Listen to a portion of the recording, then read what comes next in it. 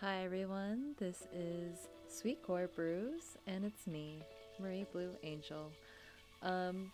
Today we are embarking on something slightly new since we are not continuing with Zero's route just yet. I decided, to be fair, that I am going to take turns between Zero and Kingsley. It's mostly because I'm equally curious about the both of their routes in this demo, so it is now Kingsley's turn. So let's see, because honestly, we haven't seen Kingsley since the beginning, earlier in chapter 3, I believe, in the prologue, when Millie goes to Olive's workplace to return her ID card and give her some forget-me-not tea. And ever since we ran out of Kingsley's office, Millie has not been back, which is fine. So I wonder how they will meet yet again. My morning alarm keeps blaring non-stop, but I am not the slightest bit prepared to emerge from my blanket burrito. Side note, I really like the little shelves in Millie's room. Very cozy. You can put a lot of stuff on there. Looks to be lots of magazines? Maybe it's a studio apartment? Please don't tell me it's time already. Coiled in my sheets, I refuse to look at my phone. It's only going to be a grim reminder of my lack of self-control when it comes to putting down my phone at a decent hour. Though last night's webtoon was getting pretty good, once that Viscount finally took the maid up in his chambers to play the age-old game of leaving me on a cliffhanger. Ooh, a webtoon. Same, Millie. We are similar. Replaying the last pages back of my head, I'm starting to close my eyes, ready to return to the land of my depraved daydream, when all of a sudden, my phone chimes right at my ear, with a new notification. I know that sound. At once I lunge out of my bed, blankets and all, as I start pacing about the room on my phone. Come on, load faster. I need to know if I won it. What am I saying? I had to have won it, right? Palmosets. Palmosets? I bid at least 16 into it, even if that is overkill. Then again, when's the last time anyone's put up that 10 boxes of tropical flavored palmosets at a decent price in this day and age? You just you're looking to see if you won your bid war. Even the candy encyclopedia classifies them as practically extinct. Oh, that makes sense. It's probably for the Prism Floss tea. Once the auction page... Well, actually, no. Sorry. Prism Floss tea happened in the last chapter. That is not a thing happening right now. Once the auction page finally loads, I don't waste a second checking for the remaining time on the bid, when all at once, my expression sinks. What? I lost. I actually lost? No, this has to be a joke. I put in 16. Seriously, who in their right mind would want to outbid me when I put 10 times as much? It sold for 24. That's a lot. The more I refresh the page, a crippling wave of disappointment starts to crawl its way up to my face. At the last second, however, I violently shake it all away. This isn't the end. I need those palmosets. There has to be another place to get at least one box. Setting my phone aside, I begin my quest as I open my laptop. Listing after listing, I pour through as many sites as I can navigate. Yet, sure enough, they're all coming up empty on the palmosets. I don't know what palmosets are.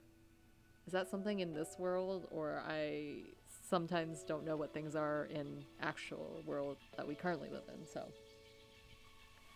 Seriously, they can't be extinct either. I'm resisting the urge to lose hope as I'm hitting the point where I'm clicking into websites with a jumble of numbers for site names. My antivirus is probably working overtime at the moment, but something has to turn up by now. It's surreal to think that even just 10 years ago, you could still find those boxes by the grateful at discount shops. And now I'm reduced to searching in the corner of the internet, reserved for curse breakers, assassins, and witches, debating the season finale of His Majesty's Garter Belt Harem. That sounds interesting. Searching for my next lead, I somehow managed to click my way into a tiny shop specializing in recreating retro candy.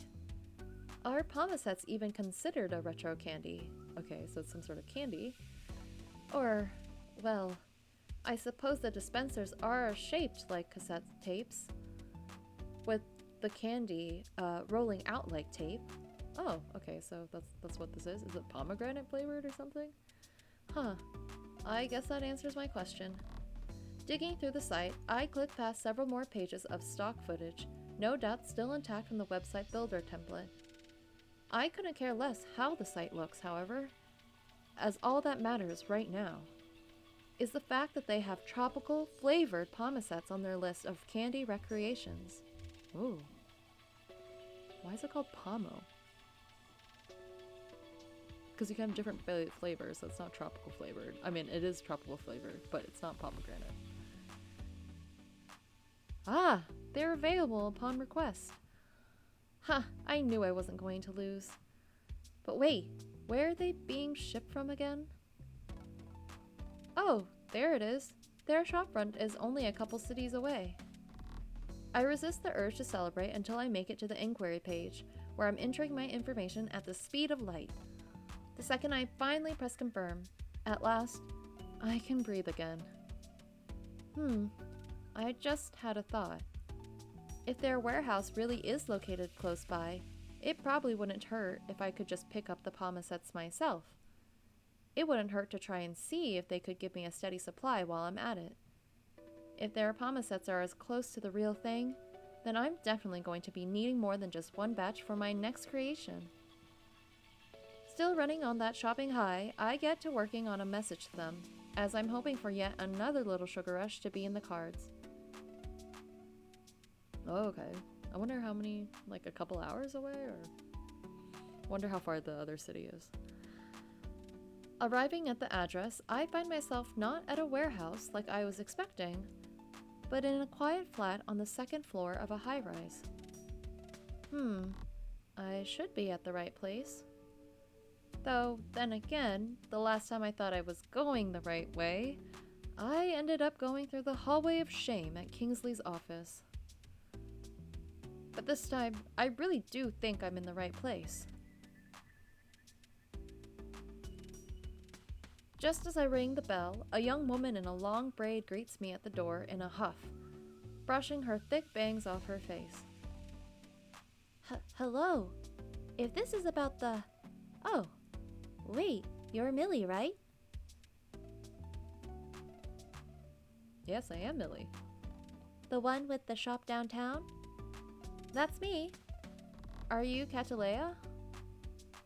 You seem busy. Am I catching you at a bad time? Well, not at all.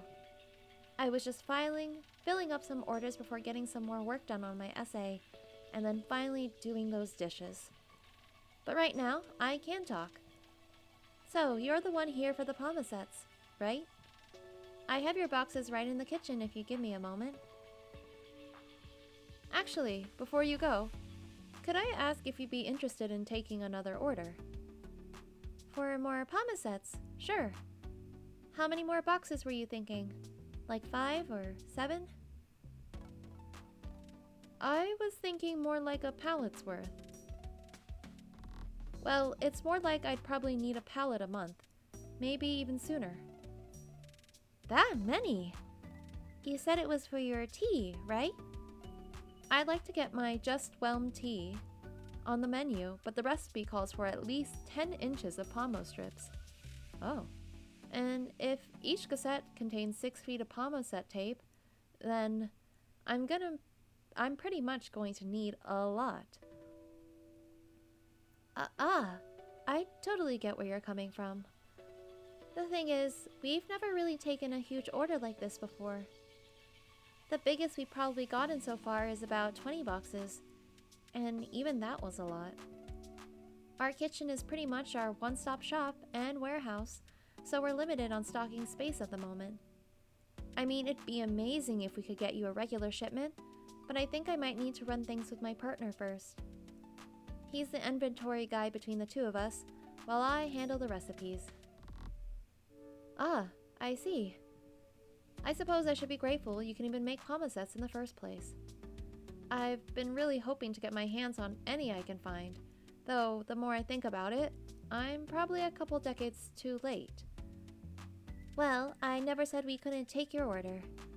It's just, as much as we're trying to get our business growing, we're also kind of all over the place dealing with other things. But if we figure a few things out, then Landry and I could try to get your shipment going.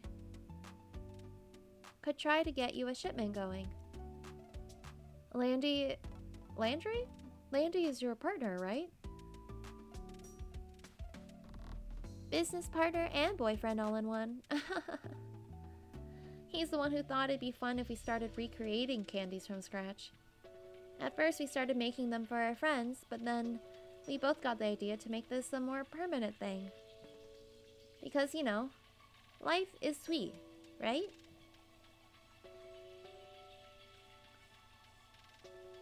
In the meantime, though, he's taking a night shift at the moment in town, and I've got grad school work to finish.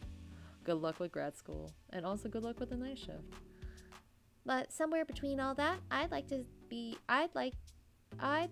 able to see how we can help you. It's just, I know, I'm asking a lot. You can always say no to a pallet. I'll just take a couple boxes instead. I guess we could start you off with a few boxes, but, let me see. Wait here a moment. I watch as Catalea heads back inside to her one-stop shop kitchen, where the boxes are stacked to the roof, right next to a clutter of dishes along the table. After a few moments, she rushes over to the hallway. Hey, Landry! To my surprise, a disheveled-looking man skulks out from one of the rooms, his eyes sunken and his face pallid, almost inhuman. His entire body moves as if he's running on his last breath, as he then twists his head to give Catalea a vacant expression. Oh no. She did say he worked the night shift, but I don't think that alone could make someone look that zombified. I remain quietly at the door as I hear them speaking, or rather, Catalea doing all the talking while Landry continues to gape at her, his face only growing more weary by the minute. He then gives a bizarre twitch in response, which even surprises Catalea, before he creeps off into the hallway like a wraith. Having met my fair share of wraiths, I wouldn't be surprised if they might think he's one of them. He really could pass for one, almost, but he still seems to be alive, or alive as one can be while looking like that. But that does beg the question. At once, Catalea returns, greeting me with a timid smile. So, I talked it over with Landry, and he said your order should be fine. I still think I might need to figure out a few more things, but I don't mean to intrude, but is everything alright? I'm guessing that you're asking about Landry? You said he was working long hours, right? Or is it something else? For a moment, I'm expecting Catalea to shut the door in my face for imposing, but instead she takes a deep breath and gives me a look of relief, as if she's been waiting for this for a long time. To be honest, I really don't know what's going on with him. He's been like that for weeks now, but I've already tried taking him to the hospital. Still, they didn't find anything wrong with him, since he's technically aware of his surroundings. It's just that he's here without really being here, if that makes sense.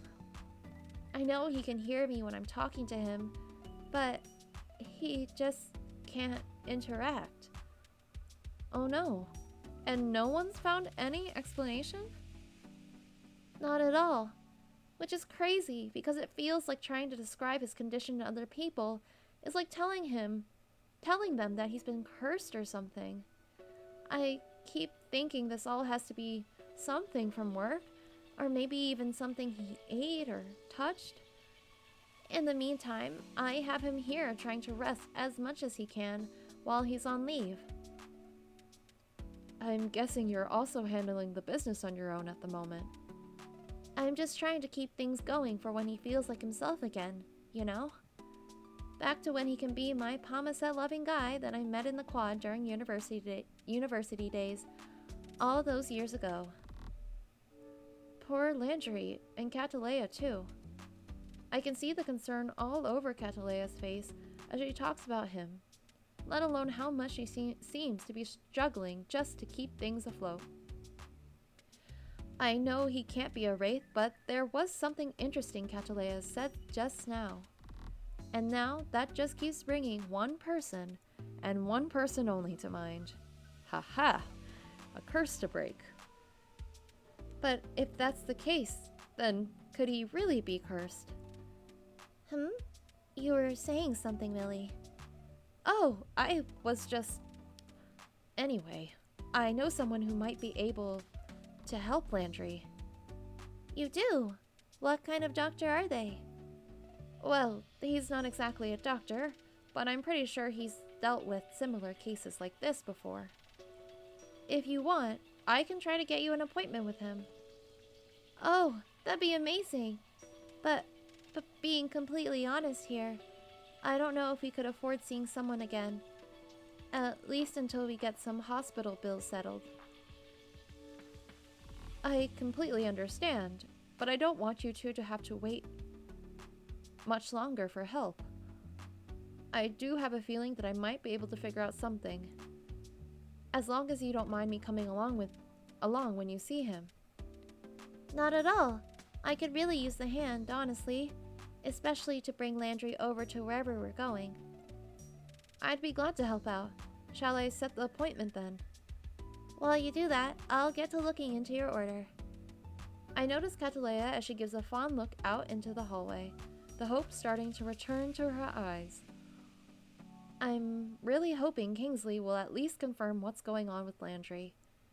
Or, better yet, maybe he'll be the one to get those two back enjoying Pomesets and each other again. But wait, did I really just willingly volunteer to see Kingsley again? Huh. Now, I'm really going to need those Pomesets. Why does it feel like the only way I'm going to be able to get through the day is with the sugar rush? Sugar rush, sugar rush, sugar rush. Well, of course, because this is Kingsley. This time around, I'm taking the right way to Kingsley's office. Which was a good thing, because I wouldn't forgive myself if I ended up taking Catalea straight through the hallway of shame, while we're both having to lug a zombified Landry the entire way.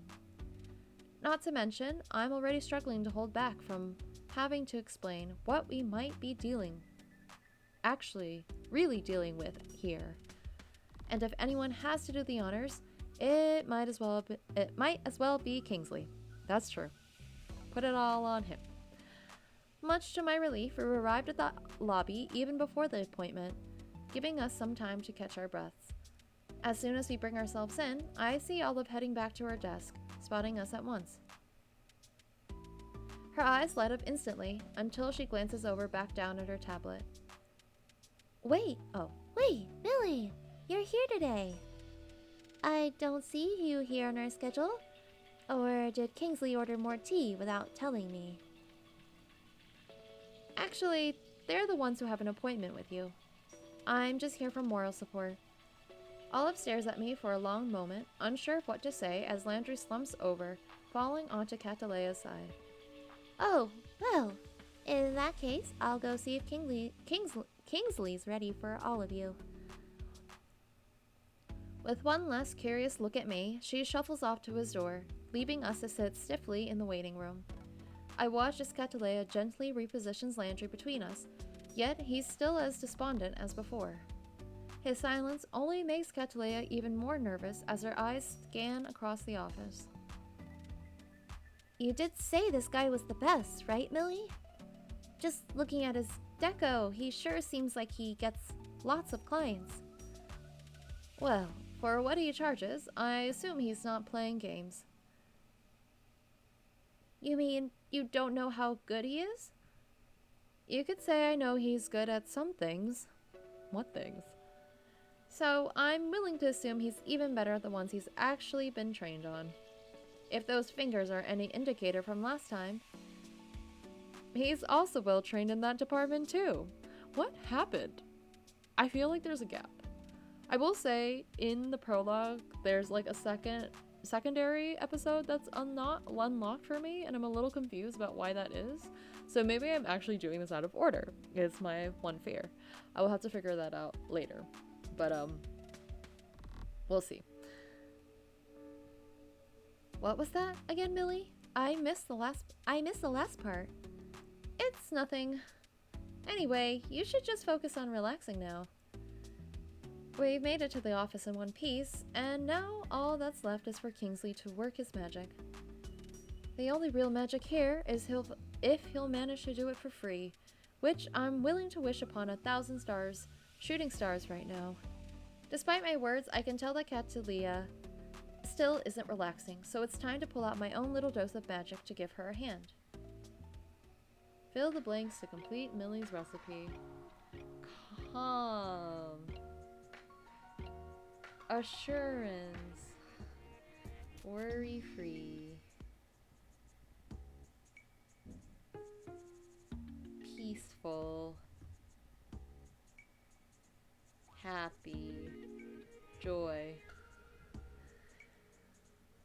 Which Millie's recipe for just whelm tea?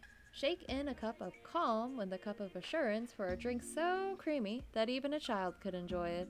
Add in a cup of worry-free and a grain of happy for a drink to replicate that refreshing taste you've always loved. Add in a sprinkle of peaceful and a drizzle of joy into the blender, then make sure it's nicely mixed. Pull out 11 inches of pomacet tape to ball it up to place at the bottom of the cauldron, and then boil the concoction for 51 minutes. Okay. Yeah, so this is what I'm talking about. These weren't unlocked. Yeah, they're not available. Okay, they're not available in the demo, which I assume. Okay, so there's a little bit more of an episode. I was worried that I accidentally skipped over this for some reason. But yeah, so what I've done here is that I am playing each of the routes. And then again, if you are enjoying what you are seeing so far from Sweetcore Brews, please make sure to support the Kickstarter campaign. I'll leave the link in the description. Also, I will leave just a link in the description for the tweet by Nochi Studios from their Twitter account promoting Sweetcore Brews and the Kickstarter campaign. If we get to 400 likes on the pinned post under their account, we will get more another chapter for the demo, and I would really love that. And if you would like that, please consider liking that tweet. But yes, thank you so much for watching. I can't believe we didn't see Kingsley at all, but we did learn a little bit something about him. I love the little like sneaky lines that Nochi Studios puts in their games for the characters. It's like totally like, yeah, it's not. Is it innocent? It could be misread as like, it could just be like, oh yeah, you know, the innuendos and stuff. But I love it. So, anyways, I love that we didn't see Kingsley, but we did talk about him. It's really interesting to see like the kinds of people that we're going to interact with also throughout the game, like different people who we need to get like help them either through like brewing certain types of teas or like bringing them to Kingsley or to Zero. So like Catalia and Landry, I really hope things go well with them because, you know, they have been dealing with a lot, and I hope Kingsley will help out. But yes, please join me next time for I will go back to Zero's route and talk about Candy Coated Hyperlove and Prism Floss Tea.